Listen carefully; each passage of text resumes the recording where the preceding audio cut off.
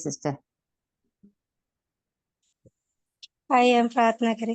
हमारी अनुग्रहकारी पिता परमेश्वर, हम आपको धन्यवाद देते हैं प्रभु, इस सुंदर समय के लिए प्रभु हम धन्यवाद देते हैं प्रभु। आज के दिन प्रभु हम बहनों को जीवन में दिया प्रभु, हम आपको धन्यवाद देते हैं प्रभु। इस ज़ूम के माध्यम से प्रभु हम बहनों को प्रभु विभिन्न जगहों से जुड़ने के लिए इस सभा में प्रभु एक बार और अवसर दिया प्रभु, इसके लिए प्रभु हम धन्यवाद देते हैं प्रभु। और प्रभु हे इस सभा को प्रभु अभी तक प्रभु आपने चलने में प्रभु आपने सहायता किया प्रभु, कई वर्षों से प्रभु शुरू करने में प्रभु आपने सहायता किया प्रभु, हम धन्यवाद देते हैं प्रभु। प्रभु ये अवसर हम सब बहनों को मिला प्रभु, कितना हमें सौभाग्य अवसर मिला है प्रभु, हम धन्यवाद देते हैं प्रभु। इसके माध्यम से प्रभु हमें वचन सुनने और सीखने के लिए प्रभु अवसर को मिल रहा है प्रभु, इसके लिए प्रभु हम धन्यवाद देते हैं प्रभु। इस सभा में जुड़े हुए सभी बहनों के जीवन में अनुग्रह आशीष करे प्रभु। जो बहनें जुड़ना चाहते हैं प्रभु समय पर जुड़ने के लिए, जिन बहनों प्रभु आज नहीं जुड़ पाए प्रभु, आने वाले दिनों में वो लोग भी जुड़ने के लिए इस सभा में द्वारा प्रभु आशीषमय होने में प्रभु आप सहायता मदद करना प्रभु। और प्रभु जो बहन गाना गाएंगे प्रभु, सुसंजय आंटी के लिए भी प्रार्थना करते प्रभु, आपको महिमा के लिए प्रभु और गाने के लिए प्रभु सहायता मदद करना प्रभु। अच्छा वरदान को दिया प्रभु, हम धन्यवाद देते हैं प्रभु। और आपकी महिमा के लिए और भी आंटी इस्तेमाल होने में प्रभु आप सहायता मदद करना प्रभु। और हम प्रार्थना करते हैं प्रभु आज हमारे बीच में प्रभु बेटी दीदी आपको वचन के सेवकाई करेंगे प्रभु। प्रभु आपका पवित्र आत्मा आपकी अगुवाई में होकर के प्रभु हमसे बातें करने में प्रभु आप सहायता मदद करना प्रभु। आज के वचन से प्रभु हमारे जीवन में एक नई सीख मिलने के लिए प्रभु जो वचन प्रभु आप हमसे बोलना चाहते हैं प्रभु, और प्रभु हमसे बातें करें प्रभु। और आपका वचन बेटी दीदी को प्रभु पवित्र आत्मा की अगुवाई में होकर बोलने में प्रभु सहायता मदद करना। आज प्रभु आप उनको हिम्मत देना प्रभु, सहायता मदद करना प्रभु। और प्रभु बाइबल पिस लेते लीजिए आंटी के लिए भी प्रार्थना करते हैं प्रभु, आपको इसके लिए प्रभु आप तैयार कर रहे हैं प्रभु, इसके लिए प्रभु हम धन्यवाद देते हैं प्रभु।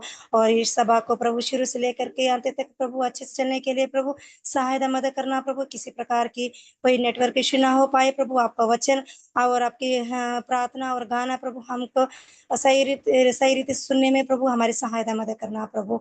आने वाले दिनों में प्रभु अनेक बहनें इस सभा में जुड़े प्रभु, और प्रभु इसके हम लोग अनुग्रह आशीष पाए प्रभु। अपनी हमारे प्रार्थना को सुना प्रभु, हम धन्यवाद देते हैं, यीशु मसीह के नाम से मांगते हैं, आमीन। धन्यवाद सिस्टर। अब परमेश्वर के नाम के लिए सिस्टर सुसन गिवर्गीस एक गाना प्रस्तुत करेंगी। सबको जय मसीह की। प्रभु के नाम की महिमा के लिए गीत अपनी गीतमाला गीत नंबर 338 गाना चाहती। मिलकर हम सन्नते गाते गाते सारे जहां को सुनाते सुनाते, जय जय हो तेरी महिमा हो तेरी, जो सबको हमें गीत सुनाते।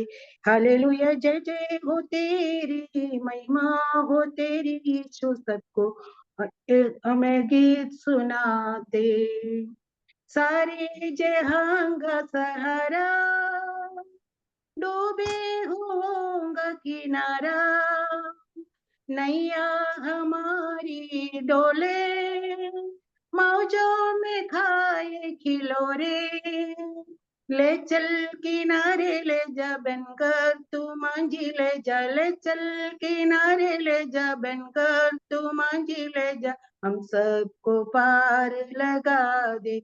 हालेलुया ले चल किनारे ले जा बनकर तू मांझी ले जा, हम सबको पार लगा दे। मिलकर हम सन्ना तेरी गाते गाते, सारे जहां को सुनाते सुनाते, जय जय हो तेरी महिमा हो तेरी, सबको हम ये गीत सुनाते। चारों तरफ घटाए घनघोर बादल के छाए, सूझे नहीं अब किनारा, तू ही हमारा सहारा, ले चल किनारे ले जा बनकर तू मांझी ले जा, ले चल किनारे ले जा बनकर तू मांझी ले जा, हम सबको पार लगा दे। हालेलुया ले चल किनारे ले जा बनकर तू मांझी ले जा, हम सबको पार लगा दे। मिलकर हम सन्ना तेरी गाते गाते सारे जहां को सुनाते सुनाते। जय जय हो तेरी महिमा हो तेरी, सबको हम गीत सुनाते। हालेलुया जय जय हो तेरी महिमा हो तेरी, सबको हमें गीत सुनाते। धन्यवाद। प्रभु के नाम की महिमा हो। बहुत धन्यवाद सिस्टर। आज सुबह के वक्त हमें एक मीठी गाना सुनने के लिए प्रभु ने अवसर दिया है, इसके लिए हम प्रभु को धन्यवाद दें। आइए हम मिलकर प्रभु की स्तुति करें और वंदना करें, क्योंकि प्रभु ने हमारे जीवन में बड़ा कार्य किया है। प्रभु की नाम की महिमा हो। अब वचन की सेवकाई के लिए सिस्टर महेश्वरी प्रार्थना में अगुवाई करें। सबको जय मसीह की। सिस्टर जी मेरी आवाज आ रही है? आ रही है सिस्टर। जी, आइए हम प्रार्थना करते हैं। हमारे स्वर्ग पिता परमेश्वर प्रभु जी, आपका धन्यवाद हो पिता परमेश्वर प्रभु, जो आज के दिन आपने हमें दे दिया। महान परमेश्वर प्रभु, मैं आपको धन्यवाद देती हूँ पिता, इस सुंदर संगति के लिए प्रभु आपका धन्यवाद पिता परमेश्वर प्रभु जी। हम प्रार्थना करते हैं, बहन वचन लेके आ रही खुदाबंद पिता परमेश्वर प्रभु, खुदावन पवित्र आत्मा के सहायता और मदद करना परमेश्वर पिता। खुदावन मेरे महान परमेश्वर प्रभु जी, और जो भी वचन बोला जाए हम सभी के सुनने वालों के लिए परमेश्वर प्रभु जी, और परमेश्वर पिता आपकी दया चाहते कोई भी नेटवर्क समस्या ना होने पाए परमेश्वर पिता, आपकी दया अनुग्रह प्रभु बना रहे परमेश्वर। धन्यवाद पिता, आपने प्रार्थना को सुना। धन्यवाद। प्रार्थना हमारे उद्धारकर्ता प्रभु यीशु मसीह के नाम में मांगती पिता, आमीन आमीन। आमीन। धन्यवाद सिस्टर। अब वचन की सेवकाई का समय है, इसके लिए सिस्टर मैं स्वागत करती हूँ। सभी बहनों को जय मसीह की। मैं प्रभु का धन्यवाद देती हूँ कि प्रभु ने मुझे आज के संदेश को साझा करने के लिए मुझे चुना है, और मैं पूरे परमेश्वर की महिमा करती हूँ कि हम अयोग्य होते हुए प्रभु हमसे अपने कार्य को करवाता है ताकि उसको महिमा मिले। और इस समय के लिए मैं धन्यवाद देती हूँ मौसी आंटी का, जिन्होंने मुझे ये समय दिया है।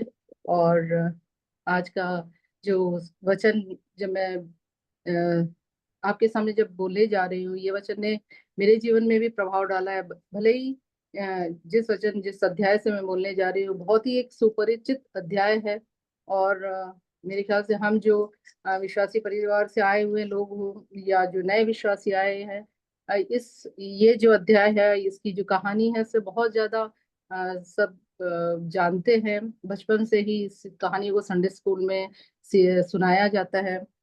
लेकिन पिछले कुछ समय पहले मैंने इस अध्याय से एक परमेश्वर के दास से जब वचन को सुना, तो मुझे ये बहुत ही प्रेरित किया, और इस पूरी कहानी को एक नए रूप से देखने का भी मौका मिला। कई बार हम बहुत चीजों को ध्यान नहीं देते, लेकिन जब मैंने ये जो वचन को फिर से पढ़ा और उन बातों को ध्यान दिया जो हम कई बार छोड़ देते हैं, तो प्रभु मेरी सहायता करे कि मैं जब अपने संदेश को आपके सामने रखूं, तो प्रभु आपकी भी सहायता करे कि आपके जीवन में जो प्रभु बदलाव चाहता है, या आपके जीवन में प्रभु जो चाहता है, इस वचन के द्वारा पूरी हो सके। हम प्रार्थना पूर्वक बैठे कि आज जो संदेश हम सुने वो हमारे जीवनों में कार्य करे, और प्रभु के निकट प्रभु की महिमा के लिए हमारा जीवन हो सके, उसके लिए प्रभु सहायता करे।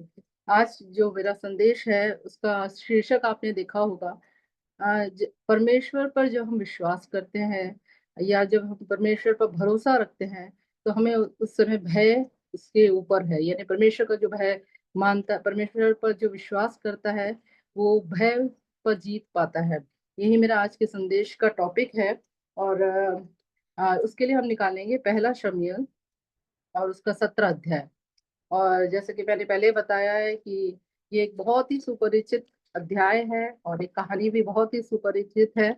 दाऊद और गोलियत के बारे में जो कहानी है, हम सभी जानते हैं उस विषय को लेकर।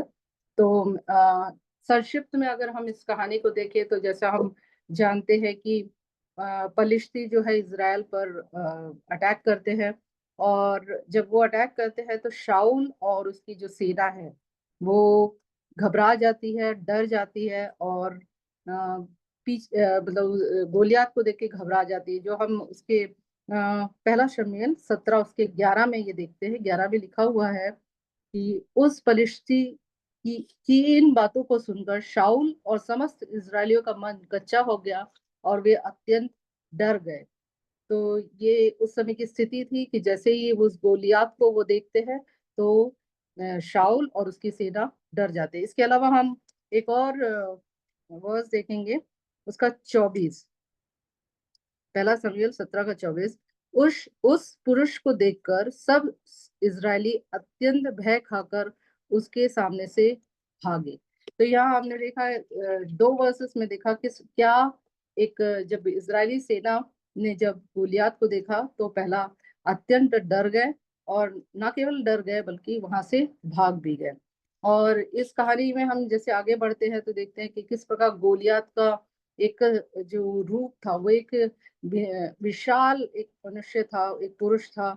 और उसकी पूरी जो उसके बारे में डिटेल्स है हम इन आगे आगे अध्याय में पढ़ते जाएंगे कि किस प्रकार का एक विशालकाय उसका शरीर था। और जब शाऊल और उसकी सेना ने जब गोलियत को देखा तो वो डर गए। ये बात को हम ध्यान रखें कि वो जब शाऊल को देखते हैं तो डर जाते हैं। और हम देखते हैं कि किस प्रकार गोलियत जो है बार बार इस वचन में लिखा है कि 40 दिन तक वो वहां सेना को बार बार ललकारता रहता है और ललकार के ये कहता है कि उसको अगर उसे लड़ाई में हरा देते हैं तो वो उनका सेवक बन जाएगा, अदरवाइज अगर वो हार जाते हैं तो उन्हें उनका सेवक बनना है।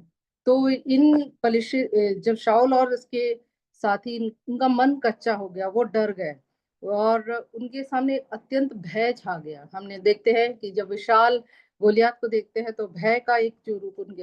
अब हम जानते हैं शाऊल कौन है और शाऊल को हम अगर पिछले समय जब मैंने एक अपने संदेश में शाऊल के जीवन के बारे में जब लिया था पिछले समय, तो मैंने उसमें शाऊल के बारे में बताया था कि शाऊल एक इजराइल का पहला राजा था और उसे बनाया था इजराइल का राजा, परमेश्वर ने उसे चुना था। और ये हम देख सकते हैं पहला शमूएल 10 का 24, कोई भी निकाल के पढ़ सकते हैं, पहला शमूएल 10 और उसका 24। सामुएल ने सब लोगों से कहा, क्या तुमने यहोवा के चुने हुए को देखा है कि सारे लोगों में कोई उसके बराबर नहीं? तब सब लोग ललकार के बोल उठे, राजा चिरंजीवी रहे। जी, तो शाऊल के बारे में हम पढ़ते हैं कि परमेश्वर के द्वारा चुना गया एक राजा था, लेकिन आगे हम देखते हैं कि उसने कितनी बार कितनी सेनाओं को क्योंकि परमेश्वर उसके साथ था, उसने कितनी फलिश्ती सेना को कितनी बार बहुत बार हराया था। और पहला शमूएल 15 में हम आते हैं तो वहां अमेलेकियों पर भी वो विजय पाता है, लेकिन हम वहां देखते हैं कि किस प्रकार वो परमेश्वर की बातों को अनसुनी करता है, इसके कारण परमेश्वर का कोप उस पर आता है और उसकी अनाज्ञाकारिता के कारण परमेश्वर उसे छोड़ देते हैं। ये हम पढ़ सकते हैं पहला शमूएल 16 और उसका 14। पहला शमूएल 16 और उसका 14। यहोवा का आत्मा साउल पर से उठ गया और यहोवा की ओर से एक दुष्ट आत्मा उसे घबराने लगा। हाँ, हम इस अध्याय में देखते हैं किस प्रकार शाऊल जो परमेश्वर द्वारा चुना हुआ एक राजा था, उसकी अनाज्ञाकारिता के कारण शाऊल जो है उससे परमेश्वर की यहोवा की आत्मा जो है उसे छोड़कर चली जाती है। तो जो परमेश्वर द्वारा चुना हुआ था, जिसने परमेश्वर से अनाज्ञाकारिता की, जिसके कारण यहोवा की जो आत्मा है उसके जीवन से चली गई, ये हम पाते हैं ऐसा। और उसके 25 में हम देखते हैं 16 के 25 में लिखा है, यहोवा पछताता है कि उसने शाऊल को राजा बनाकर। तो ऐसे शाऊल को अब हम शाऊल और उसकी सेना को अब देख रहे हैं। अब जो पिछले अध्याय में जो शाऊल था, एक राजा जो प्रभु परमेश्वर जिसके साथ था, उस राजा को नहीं देख रहे हैं। ऐसे राजा को हम देख रहे हैं और उसकी सेना को देखना है जिसके साथ परमेश्वर की आत्मा नहीं है और क्योंकि परमेश्वर की आत्मा नहीं है या परमेश्वर उसके जीवन में नहीं है, तो हम पाते हैं कि ये वर्स जैसे पहला शमूएल 17 उसके 24 में जैसे लिखा है कि उस पुरुष को देखकर सब इजरायली अत्यंत भय खाकर उसके सामने से भागे। और 11 में लिखा है शाऊल और सेना अत्यंत डर जाते हैं। तो अभी हमने देखा जैसे परमेश्वर उसके साथ नहीं, शाऊल अभी परमेश्वर के द्वारा अभिषेक नहीं है, तो हम देखते हैं कि उसके जीवन में अब क्या है। वो उस जब गोलियत को देखता है तो वो डर गया है। वो पर गोलियत के महाकाय शरीर को देख के, उसकी पावर को देखकर उसके सामने डर गया है। और आपने जैसे पहले भी पढ़ा होगा कि शाऊल के बारे में हम क्या सॉरी गोलियत के बारे में हम क्या देखते हैं 17 के 4 से लेकर अगर 6 तक हम पढ़ते हैं, गोलियत के बारे में पता है वो गत निवासी था और उसकी लंबाई के विषय में लिखा है 6 हाथ का बित्ता था। और वो उसके पूरे शरीर में जो अस्त्र थे, पीतल का टोप, पत्तल का जीरम, टांगों पर पीतल के कवच, कंधों के बीच बर्छी बंधी भाले, और उसकी जो भाले थी इतनी भारी भरकम थी। और कुछ एक जन जो है उसके ढाल लिए उसके सामने चलता था। ये ऐसा पुरुष, ऐसा महाकाय पुरुष था जिसको देखकर पूरी सेना, जो इजराइल की सेना है, वो घबरा जाती है, वो डर जाती है। और उसके हम नवे नवे वर्ष को देखेंगे, पद को देखेंगे, नवा पद को देखेंगे। यदि वह मुझसे लड़कर मुझे मार सके तब तो हम तुम्हारे अधीन हो जाएंगे, परंतु यदि मैं उस पर प्रबल होकर मारूं तो तुमको हमारे अधीन होकर हमारी सेवा करनी पड़ेगी। जी, इसमें आपने देखा होगा कि इजराइल की जो सेना है उसको गोलियत जो है बार बार ललकार रहा है, ललकारते हुए उनको कह रहा है कि उससे लड़े। और इस समय हम देखते हैं दाऊद जो है, इधर दाऊद के विषय में कुछ वाक्य में हम पढ़ते हैं कि तभी दाऊद 12वां पद पढ़ सकते हैं। दाऊद यहूदा के बैतलहम में उस एप्राती पुरुष का पुत्र था जिसका नाम इसई था, और उसने उसके 8 पुत्र थे, और वह पुरुष साउल के दिनों में बूढ़ा और निर्बल हो गया था। जी, तो हम दाऊद के बारे में जब पढ़ते हैं, वो इशै का पुत्र था। और जैसे कि हम जानते हैं कि वो 8 भाई थे और उसमें सबसे छोटा था। और उसका मुख्य जो काम था या जो काम करता था वो भेड़ों को चराने जाता था। इस बारे में हम पढ़ चुके हैं और हमें दाऊद के बारे में ये पता है। और जिस समय ये युद्ध जब पलिश्ती उन्हें ललकार रहा था, तब हम देखते हैं कि जो दाऊद भी वहां आना जाना करता है, क्योंकि उसके पिताजी उसको अपने भाई, 3 भाई जो उसके थे वो ये शाऊल की जो सेना है उसमें थे। तो वो उनके लिए भोजन और उनका कुशल क्षेम जानने के लिए दाऊद को वहां भेजता है। और जैसे कि मैं पहले ही बता चुकी हूँ, वर्स 16 में देखते हैं, वह पलिश्ती तो 40 दिन तक सवेरे और सांझ को निकट जाकर खड़ा हुआ करता था। वो हमेशा इन लोगों को ललकारता रहता था कि उनसे युद्ध करे। और जब दाऊद दाऊद ने गोलियत को देखा, हम देखेंगे 23, जब दाऊद ने गोलियत को देखा तो उसने क्या कहा।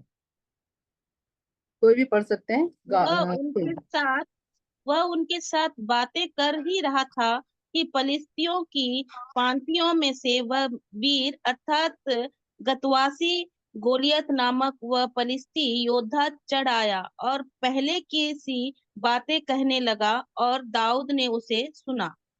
दाऊद ये सारी बातों को सुन रहा था। और उसके 24 में हम पढ़ते हैं, उस पुरुष को देखकर सब इजरायली अत्यंत भय खाकर उसके सामने से भागे। तो ये सारी परिस्थिति को दाऊद देख रहा था।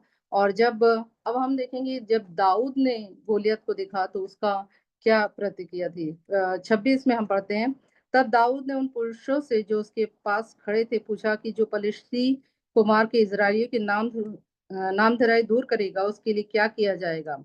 वह खतना रहित परिस्थिति तो क्या है कि जीवित परमेश्वर की सेना को ललकारे। तो हम दाऊद का दृष्टिकोण देखते हैं। जब जब उसने गोलियत को देखा, पहली चीज उसने कहा खतना रहित पलिश्ती।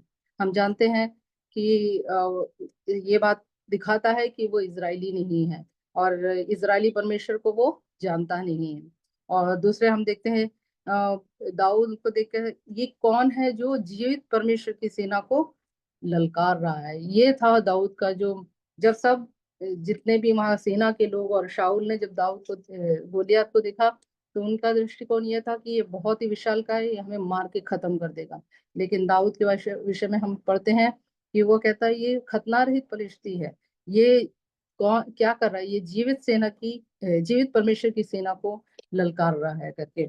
और हम जब ये अध्याय को पढ़ते हैं तो अलग अलग रूप से दाऊद के लिए अलग अलग दृष्टिकोण रखने की बातों को देखते हैं। जैसे कि हम पाते हैं कि उनका जो बड़ा भाई था इलियाब, उसने जब दाऊद को ये इधर देखा तो उसका क्या रिएक्शन था, उसने क्या कहा, ये हम देखते हैं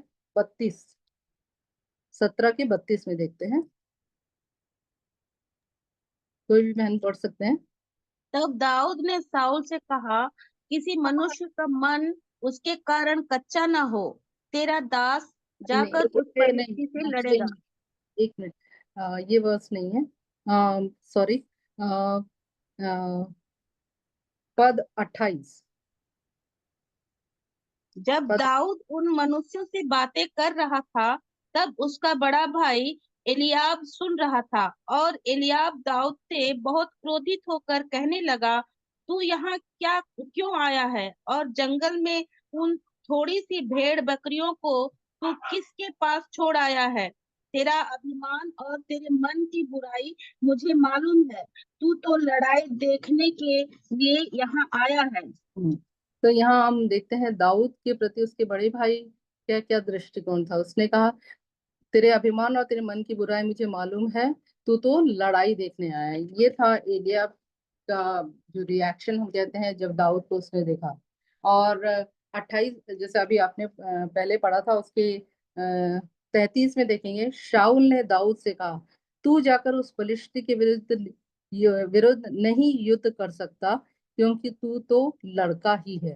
तो यहाँ हम देखते हैं शाऊल ने जब दाऊद को देखा तो उसने कहा तू एक लड़का है, मतलब उस गोलियत के सामने तुम एक छोटे से लड़के। लेकिन हम इन सब के बीच में देखते हैं कि जब दाऊद ने गोलियत को देखा, हम पहले जैसे देख चुके हैं, उसका दृष्टिकोण क्या था। उसके 36 में देखते हैं, 36 में लिखा है अम, उसमें लिखा है कि वो जीवित परमेश्वर की सेना को ललकार रहा है। गोलियत को जब देखता है, वो एक खतना रहित मनुष्य है ये जानता है। और दाऊद का 36 में हम पढ़ते हैं दाऊद किस प्रकार परमेश्वर पर भरोसा रखता था। वह जानता था परमेश्वर जो उसे पिछले समय में जिस प्रकार चलाया वो उससे आगे भी चला सकता है। जो हम 36 में देखेंगे, 36 में लिखा है तेरे दास ने सिंह और भालू दोनों को मार डाला, और उस खतना रहित पलिश्ती को उसके समान हो जाएगा, क्योंकि उसने जीवित परमेश्वर की सेना को ललकारा है। जब दाऊद गोलियत को देखता है तो वो ये समझता है वो खतना रहित है, वो जीवित परमेश्वर की सेना को ललकारता है, और परमेश्वर जो है यहोवा जो है उसे पलिश्ती के हाथ से आसानी से बचा सकता है। और उसके 45 में हम देखते हैं, वहां पर लिखा है परंतु मैं सेनाओं के यहोवा के नाम से तेरे पास आता हूँ, जो इजरायली सेना का परमेश्वर है, और उसी को तूने ललकारा है। और हम यहाँ पर ये भी देखते हैं कि वो क्या कहता है, मैं सेनाओं के यहोवा के नाम से गोलियत के पास आता हूँ। तो और इस बात से हम क्लियरली देखते हैं कि ये परमेश्वर यहोवा पर जो भरोसा रखता है दाऊद, उसे बहुत ही उसका संबंध जो परमेश्वर के साथ था, इसके कारण वो जब परिस्थिति उसके सामने, जो परिस्थिति या विशाल गोलियत उसके सामने खड़ा था, तो उसने गोलियत पे नजर नहीं डाली, उसने गोलियत के ऊपर नहीं देखा, बल्कि हम पूरे अगर वर्सेस में आप 36 से लेकर अगर 45 तक हम देखेंगे, तो हम उस समय दाऊद की जो मन की स्थिति की वो समझ सकते हैं, किस प्रकार उसका भरोसा जो था पूरी तरह से वो परमेश्वर यहोवा पर, वो जानता था कि उसके साथ कौन है। उसके साथ यहोवा परमेश्वर है, जो जिसने उसे पिछले समय वो जैसे जानता था कि जब चरवाही करता था तो एक चरवाहा के रूप में कैसे भालू और शेर के मुंह से उसने परमेश्वर ने उसे बचाया। तो उसे पूरा यकीन था जो परमेश्वर उसे ऐसे स्थितियों में से निकाल सकता है वही परमेश्वर है। वो परमेश्वर उसे इस गोलियत के सामने भी खड़े होने के लिए शक्ति दे सकता है। और हमें ये फिर इसके 47 में देखेंगे, तब वो कहता है और समस्त मंडली जान लेगी कि यहोवा तलवार या भाले के द्वारा जयवंत नहीं करता है, इसलिए कि संग्राम यहोवा का है।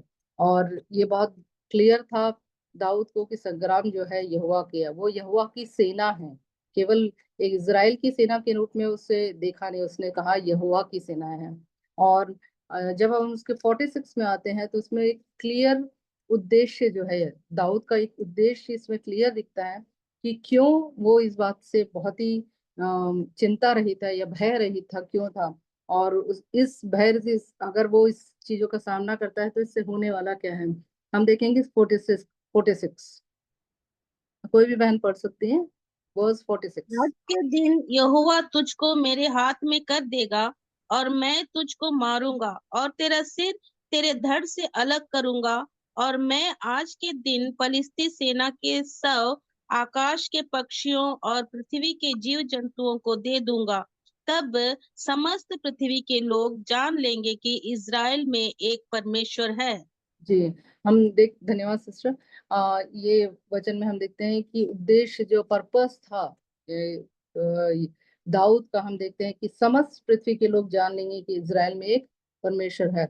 वह जानता था कि दाऊद जो जीवते परमेश्वर के साथ, सॉरी, गोलियत जो है उस जीवते परमेश्वर के सामने कुछ नहीं है। और इस जो घटना है इसके द्वारा समस्त पृथ्वी के लोग ये जान सकते हैं कि इज़राइल में एक परमेश्वर है और वो एक जीवता परमेश्वर है, इस बात को वो जानता था।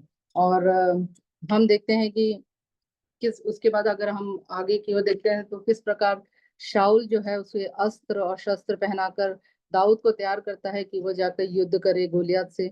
लेकिन उसके हम यह भी जानते हैं कि किस प्रकार दाऊद सारे अस्त्र शस्त्र को निकाल देता है और वो कहता है इसकी उसको आवश्यकता नहीं है, क्योंकि वो क्यों जा रहा है, वो किस उद्देश्य से जा रहा है, वो परमेश्वर यहोवा के नाम से उससे लड़ाई करने के लिए जा रहा है।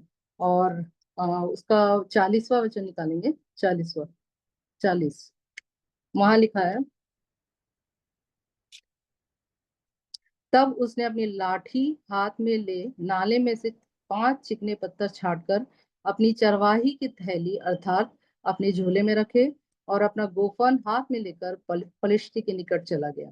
तो हमने पिछले जानते हैं जिस प्रकार शाऊल जो है उसे युद्ध के लिए तैयार करता है, युद्ध के लिए तैयार करता है तो जितने भी अस्त्र और शस्त्र है उसको पहनाता है ताकि वो गोलियत से लड़ सके, ताकि उसके वो अपनी शक्ति का प्रदर्शन उस गोलियत के सामने दिखा सके। लेकिन इन सब को उतार कर हम दाऊद के विषय में पढ़ते हैं। 5 पत्थर नाली से उठाकर वो अपने थैले में रखता है और अपने गोफन को लेकर वो उस विशाल गोलियत से लड़ने के लिए निकल पड़ता है। और आगे की कहानी में हमें पता है किस प्रकार जो है वो उस पत्थर से, एक पत्थर, सिर्फ एक पत्थर से वो गोलियत का नाश भी कर लेता है। और ये जब पूरी कहानी को देखा जाए तो ये असंभव सा है, बिल्कुल असंभव है, क्योंकि इतना बड़ा विशालकाय पलिश्ती जो है, जो एक छोटे से लड़के के सामने जो डील डॉन में बड़ा है, उसके पास अस्त्र शस्त्र से भरा हुआ है, किस प्रकार एक छोटे से पत्थर, सिर्फ पत्थर के द्वारा वो उसका नाश कर देता है। लेकिन हम जानते हैं कि इस पूरी कहानी, इस पूरे जो अध्याय में पढ़ने के बाद हमें बहुत ही क्लियर समझ आता है दाऊद ने कभी भी अपने अस्त्र शस्त्र या अपने साइज या अपने सामने जो उसके सामने गोलियत करा उसकी साइज, इस किसी चीज पर फोकस नहीं किया।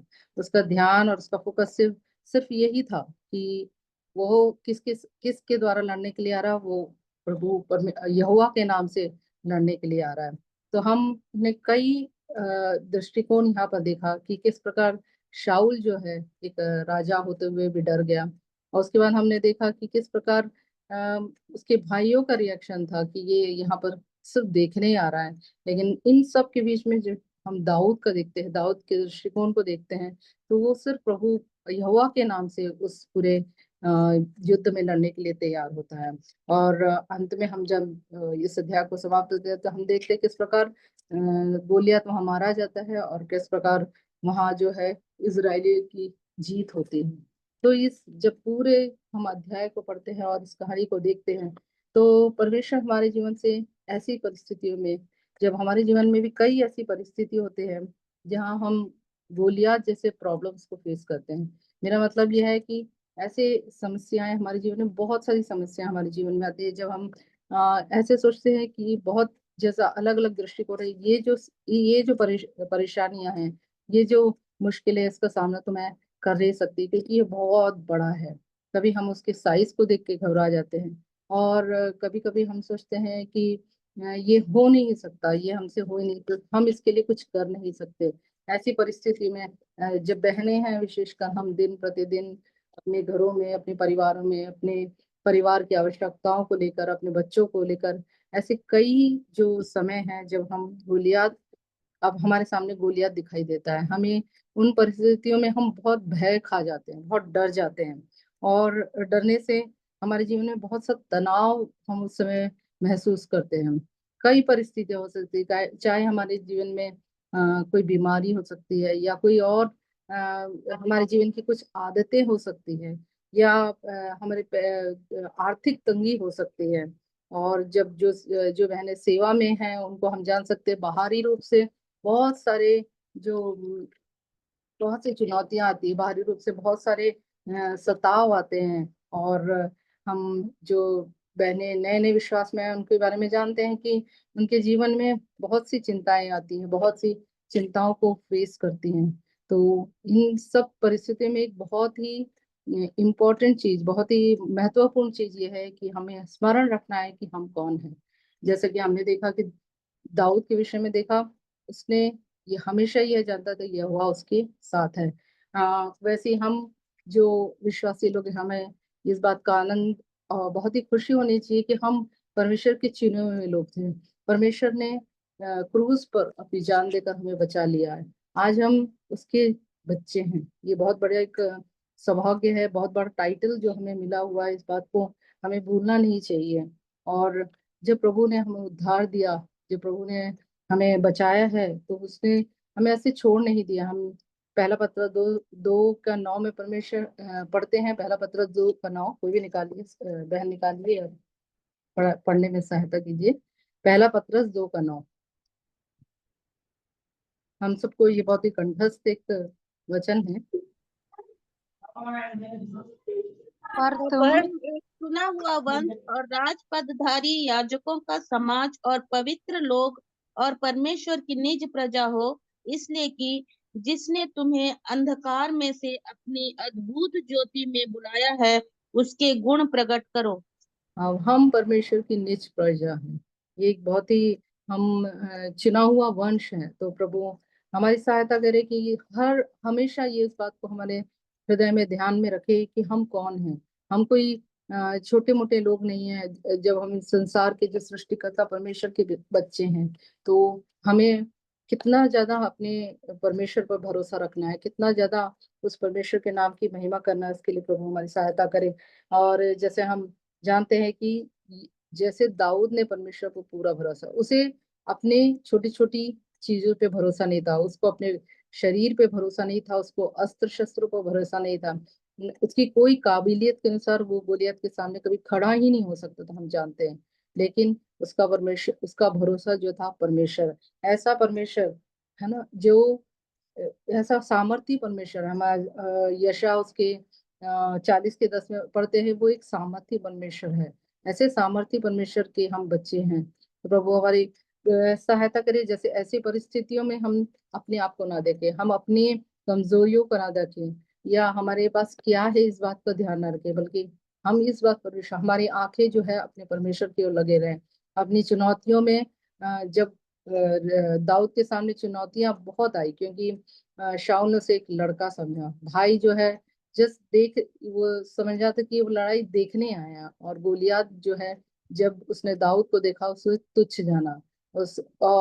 हम पढ़ते हैं कि उसको एक छोटा लड़का समझ के तुच्छ जाना। लेकिन परमेश्वर से भरोसा रखने वाले दाऊद, तो हम जानते हैं कि बार बार हम ये वचन में जब 45 तक, अगर आप 35 से लेकर 45 तक तो पढ़ते हैं, तो हम समझ सकते हैं कि दाऊद का विश्वास परमेश्वर पर कितना बड़ा था, और कैसे वो जानता था कि वो परमेश्वर कौन है। कई बार हमेशा, मतलब मैं सोचती हूँ कि हम परमेश्वर को, परमेश्वर कैसे हैं उस बात को समझ नहीं पाते, इसलिए हम अपनी परिस्थितियों को, अपनी प्रॉब्लम्स को परमेश्वर से बड़ा समझते हैं।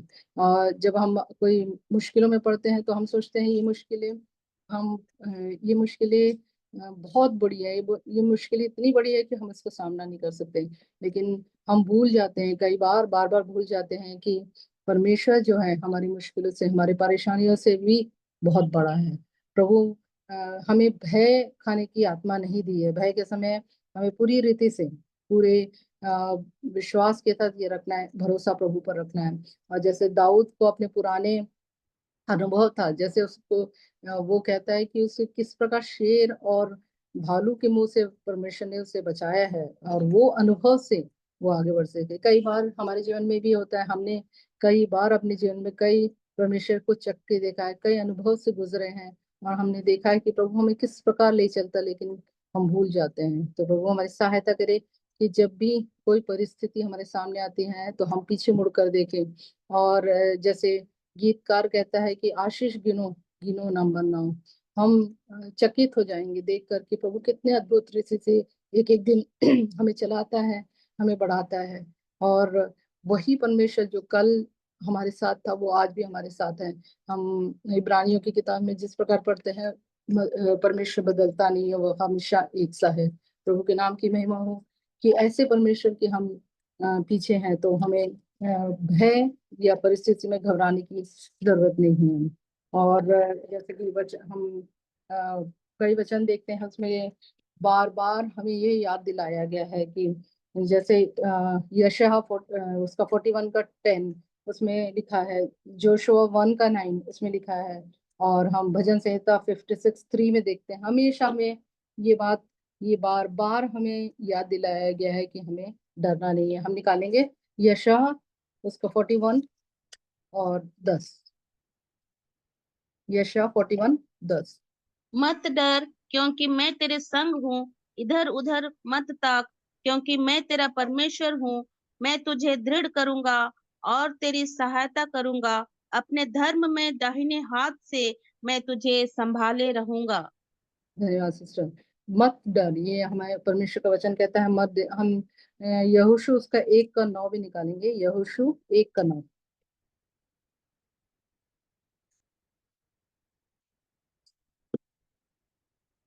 कोई भी बहन पढ़ने में मदद कर सकती है। यहोशू 1:9। क्या मैंने तुझे आज्ञा नहीं दी? हियाव बांध कर दृढ़ हो जा, भय न खा और तेरा मन कच्चा न हो, क्योंकि जहां जहां तू जाएगा वहां वहां तेरा परमेश्वर यहोवा तेरे संग रहेगा। हाँ, इस वचन में भी हम क्लियरली भय नहीं खाने के विषय में पढ़ते हैं। और भजन संहिता 56 उसका 3 में लिखा है, जिस समय मुझे डर लगेगा मैं तुझ पर भरोसा रखूंगा। ये भी हम देखते हैं कि जब जिस समय मुझे डर लगेगा मैं तुझ पर भरोसा रखूंगा। ये भजन में भी बहुत ही क्लियरली लिखा है कि जब डर का समय होता है तो परमेश्वर का पर भरोसा रखना कितना जरूरी है। और दूसरा तिमोथी 1:7 हम देखेंगे। दूसरा तिमोथी 1:7। क्योंकि परमेश्वर ने हमें भय की नहीं पर सामर्थ और प्रेम और संयम की आत्मा दी है। धन्यवाद सिस्टर। क्योंकि परमेश्वर ने हमें भय की नहीं, बहुत ही एक महत्वपूर्ण, एक बहुत ही हमारे एनकरेज करने वाला एक वर्स है कि परमेश्वर ने हमें भय भय की नहीं परंतु सामर्थ की आत्मा दी है। तो हम जब विषम कई परिस्थितियों से गुजरते हैं, हम बहने जब गुजरते हैं, और जब हम यह समझते हैं कि ये सब कुछ हमारे लिए अनहोना है, ये समझते हैं कि इसे कर पाना हमारे लिए कठिन है, तो हम इस कहानी से हमें बहुत ही ज्यादा एक प्रेरणा मिलती है कि जो परमेश्वर कल हमारे साथ था वह सदा तक हमारे साथ रहेगा। और जैसे हम जानते हैं कि दाऊद ने अपने जीवन में दिखाया कि उसको उसने भय नहीं खाया। इस परिस्थिति में हम भाई दाऊद के जीवन में देखते हैं बहुत से उतार चढ़ाव उसके जीवन में आए, लेकिन हमेशा जो है उसने परमेश्वर को कभी अपने जीवन से अलग नहीं किया। और क्योंकि वह परमेश्वर के निकट रहा और हमेशा उसने गलती की, उसके जीवन में गलतियां आई, लेकिन उससे क्षमा मांगकर हमेशा परमेश्वर के निकट रहा, तो इसलिए हम प्रेरितों के काम 13 और 22 में जैसे पढ़ते हैं कि परमेश्वर यहोवा के वचन में ये ले दाऊद मेरे मन के अनुसार, है ना, इतनी बड़ी एक पदवी जो परमेश्वर के मन के अनुसार जीने वाला एक दाऊद को हम देखते हैं। तो इन सारे जो हम अध्याय में जिस जिस चीजों को हमने देखा, इससे सिर्फ यही समझ आता है कि हम परमेश्वर के जब निकट रहते हैं, जब यहोवा पर पूरा भरोसा रखते हैं और यह जानते हैं कि हमारे बल से, हमारे कोई सामर्थ्य से हम कुछ नहीं कर सकते, क्योंकि जिस प्रकार दाऊद कहता है कि सेनाओं वो परमेश्वर की सेना थी, जिस प्रकार दाऊद बार बार कहता है वो परमेश्वर की सेना थी और संग्राम यहोवा का है। ये हम पहले शमूएल 17 के में देखते हैं कि संग्राम यहोवा का है, क्योंकि दाऊद का पूरा फोकस यहोवा पर था। उसने अपने आप को नहीं देखा, पूरा उसका ध्यान परमेश्वर की ओर था, उसका फोकस परमेश्वर की ओर था। इसलिए जो हम देखते हैं, एक विशाल गोलियत जो था उसके सामने उसे कुछ नहीं लगा। वो शुरू से उसके हम पूरे वर्सेस में देखते हैं कि जब उसने गोलियत को देखा उसने कहा खतना रहे। इसका मतलब वो जानता था कि यहोवा परमेश्वर, वो यहोवा परमेश्वर को जानने वाला नहीं है, और उसे बहुत ही इस बात का बल था कि वो परमेश्वर की सेना के साथ लड़ाई करने आने वाला है। और वो जानता था कि संग्राम यहोवा का है, यहोवा ही इस चीजों में उसे जीत दिला सकते हैं। उसका भरोसा परमेश्वर पर था, इसलिए जहाँ भय आना था वहां हम देखते हैं क्योंकि उसने यहोवा पर भरोसा रखा तो उसने विजय पाई। प्रभु हमारी सहायता करे कि हमारे जीवन में भी मैं नहीं जानती, या हम आसपास नहीं जानते कि हमारे जीवन में ऐसे क्या परिस्थिति है और ऐसे कौन से भय के माहौल में हैं, लेकिन हमारा विश्वास, हमारा भरोसा उस सामर्थ्य प्रभु की ओर हमेशा हो, और उसके कारण हम अपने जीवन में हर समस्या को हल कर पाए। उसके लिए प्रभु हमारी सहायता करें। परमेश्वर के बड़े नाम की महिमा हो। बहुत बहुत धन्यवाद सिस्टर। बाय पर प्रभु में भरोसा रख, इस शीर्षक के आधार पर दाऊद और गोलियत की कहानी से कुछ बातों को सीखने के लिए प्रभु ने आज हमारी सहायता की। गोलियत को देखकर सब इस्राएली अत्यंत भय खाकर उसके सामने से भागे, लेकिन दाऊद ने सेनाओं की यहोवा परमेश्वर पर भरोसा रखा, इसलिए उसके जीवन से सब भय दूर हो गया। प्रिय बहनों, विपरीत परिस्थिति में हमें प्रभु की ओर देखना है और प्रभु पर भरोसा रखना है। शत्रुओं के हाथ से बचाने वाला हमारा परमेश्वर है, क्योंकि परमेश्वर हमारा शरण स्थान और बल है। परमेश्वर ने हमसे वायदा किया, मत डर क्योंकि मैं तेरे संग हूँ, इधर उधर मत ताक क्योंकि मैं तेरा परमेश्वर हूँ। परमेश्वर ने हमें भय की नहीं, सामर्थ्य की आत्मा दी है। हमारे परमेश्वर पर, हमारे प्रभु पर पूरा पूरा भरोसा रखते हुए आगामी दिनों में शत्रुओं से लड़ने के लिए प्रभु हमारी सहायता करे। अभी सुने हुए वचन के आधार पर सिस्टर लिसा जैसन प्रार्थना में अगुवाई करेंगी। आइए हम प्रार्थना करते हैं। अनुग्रहकारी प्रेमी पिता परमेश्वर, आपके संधि में आने के लिए प्रभु जी और वचन से सुनने के लिए आपने सहायता की, इसलिए धन्यवाद करते प्रभु जी। प्रभु जी, हम पहली बार आपको धन्यवाद करते ताकि आपने हमें चुना है प्रभु जी। इतना बहुमूल्य जो उधार है प्रभु जी, वो आपने हमें दी है, इसलिए धन्यवाद करते प्रभु जी। आपके उस स्वर्ग का वारिश बनाया और इतना महान परमेश्वर का बेटी संतान होने का आपने हमें अधिकार दिया, इसलिए धन्यवाद करते प्रभु जी। जो वचन आपने हमें सुनाया है, इसलिए धन्यवाद करते प्रभु जी। हम नहीं जानते प्रभु जी सभी का ज़रूरत क्या है प्रभु जी, हम नहीं जानते प्रभु जी, परंतु आप जानने वाला परमेश्वर है प्रभु जी। इस वचन सबके जीवन में प्रभु जी एक फलदायक होने के लिए प्रभु जी, और हम जो सुने वचन प्रभु जी हमारे जीवन में लागू करने के लिए प्रभु जी आप हमें सहायता कीजिए प्रभु जी। हमारा शक्ति और बल से प्रभु जी नहीं हो सकता है, परंतु प्रभु जी हर एक परिस्थिति में प्रभु जी आपके ऊपर भरोसा रखने के लिए और आपके वचन के आधार पर चलने के लिए प्रभु जी आप हमें सहायता कीजिए प्रभु जी। दाऊद विभिन्न परिस्थिति से प्रभु जी अपने जीवन में गुजरे प्रभु जी। हमारे जीवन में भी प्रभु जी विभिन्न परिस्थितियां हैं, सबके जीवन में प्रभु जी विभिन्न परिस्थितियां होते हैं प्रभु जी, परंतु प्रभु जी आप हमें सहायता कीजिए प्रभु जी। सबकी ज़रूरत के हिसाब से प्रभु जी आप उनको प्रभु जी वचन के आधार पर चलने के लिए आपने सामर्थ कीजिए प्रभु जी।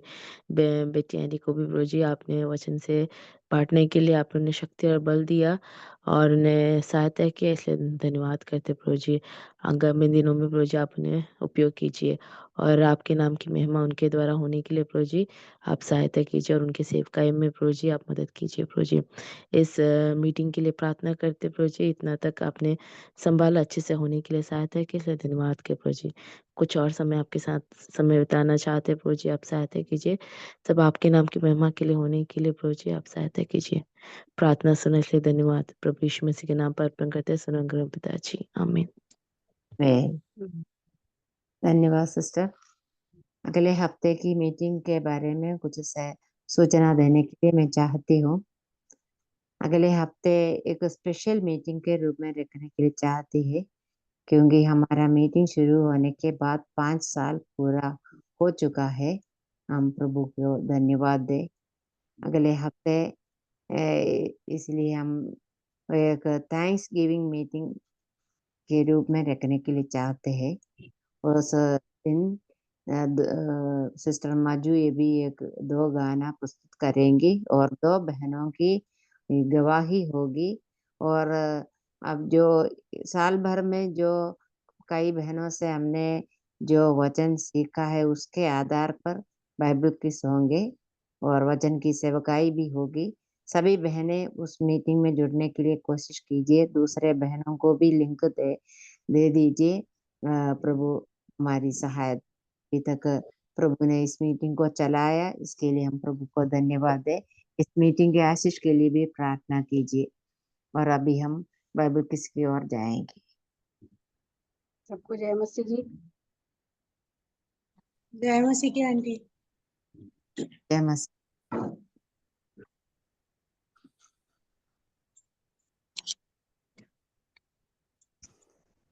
आज का प्रश्न उत्पत्ति अध्याय 7 में से है।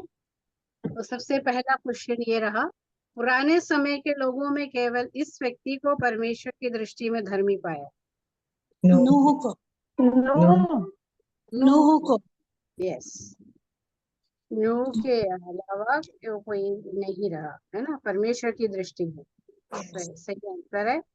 जल प्रलय पृथ्वी पर कितने दिन तक होता रहा? 40 days and 40 nights. 40 दिन तक। हाँ ठीक है, सही आंसर है, 40 दिन तक होता रहा, करेक्ट आंसर है।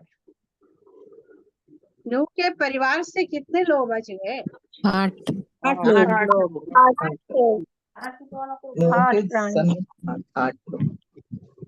याद रखना, ये जो 8 है ना, प्रकाशित वाक्य में 144,000 के बारे में जो बताते हैं ना, यस। हाँ, मैं जब पढ़ रही थी मेरे मन में आया 8 का गुणा है वो, जो भी नंबर से आपको मिल जाएगा वो इंटरव्यू करो तो यही एक्सैक्ट नंबर पे आके टिकेगा। 144,000 लोग ये विषय में, ठीक है। तो परमेश्वर के पास एक नंबर है, वो 8 है। नूह के पोते लोग भी बच गए हैं क्या? अगला क्वेश्चन, नूह के पोते लोग के पोते लोग भी बचे गए। बच गए हैं क्या? बच गए। बच गए। क्या उस समय तो बच्चे नहीं थे ना, ऐसा है ना, उस समय पोते नहीं हुए। हाँ, उसके बेटे और बहू वगैरह थे। हाँ, वो 8 प्राणी मतलब नहीं थे। 3 लड़के और उनके बहू, करेक्ट। उस समय पोते नहीं हुए थे, शादी नहीं हुए। ओके, उस समय पोता पोती नेक्स्ट क्वेश्चन ये रहा, जहाज को द्वार किसने बंद किया? परमेश्वर ने। यहोवा ने। अगर मनुष्य बंद करता तो लीक हो सकता, परमेश्वर ने बंद किया। परमेश्वर ने बंद किया। तो ये उद्धार का द्वार होने वाला है, अभी भी हो सकता है आने वाले समय में। तो इसलिए हमें सतर्क रहना है, परमेश्वर के बारे में बताना बहुत जरूरी है उद्धार के विषय में।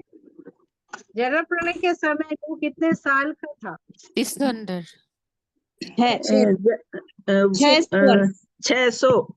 600 वर्ष का। 600 600 वर्ष के दूसरे महीने और 17वें दिन जल प्रलय हुआ था। यस, एक मोटा हिसाब से 600। 600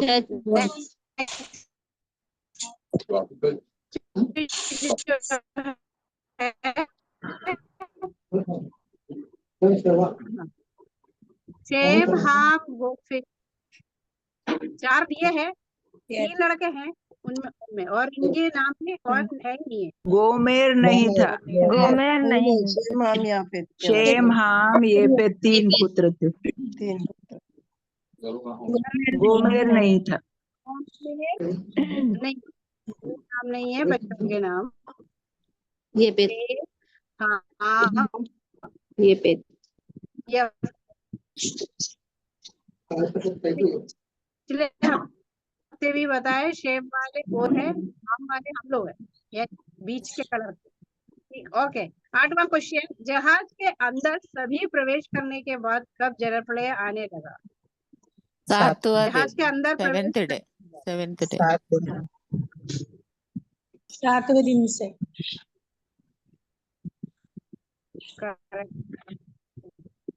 करेक्ट आंसर।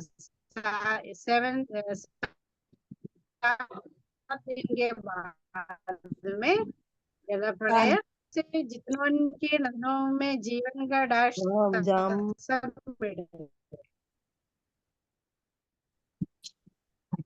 जीवन का क्या था? जीवन का क्या था? जीवन का श्वास था। हाँ, जीवन का श्वास था, सब मिट जीवन गया। का श्वास। जीवन का श्वास, प्रार्थना में जीवन का श्वास था। श्वास श्वास है ना, ईश्वर ने फूका था ना, जीवन का श्वास, वो सब मिट गए। मतलब 8 प्राणी के वो छोड़ बाकी सब मिट गए। सोचिए वो अंदर क्या था। ओके, आखिरी क्वेश्चन, कंडस्थ पद है, उत्पत्ति 7 का 5।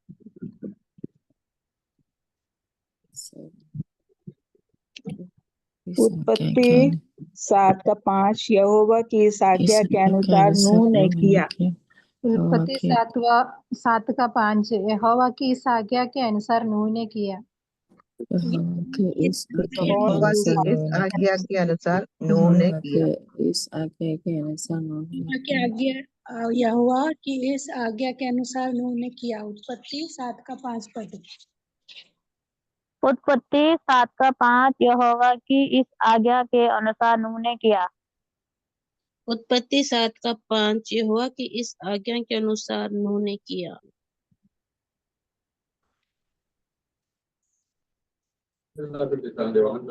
उत्पत्ति 7 का 5, यहोवा की इस आज्ञा के अनुसार नूह ने किया।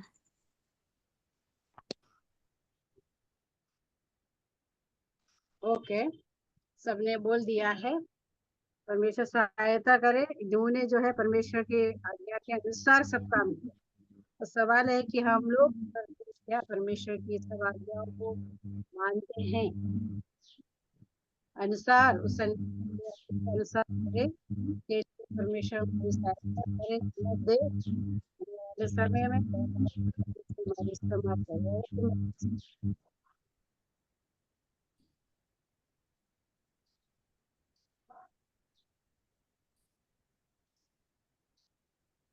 धन्यवाद सिस्टर।